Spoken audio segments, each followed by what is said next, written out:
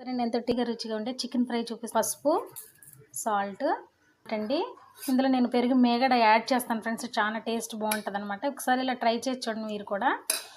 తర్వాత గరం మసాలా అండి ఫ్రెండ్స్. ఉప్పు, కారం, పసుపు, పెరుగు మేగడ, అల్లం వెల్లుల్లి పేస్ట్, నిమ్మరసం అండి.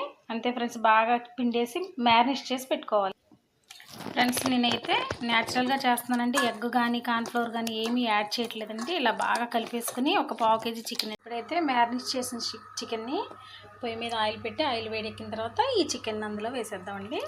అంతే ఫ్రెండ్స్. ఇలా వేసేసుకోవటమే. ఫ్రై చేసుకుందాం. వేసుకున్నానండి కరివేపాకు రెల్లలో.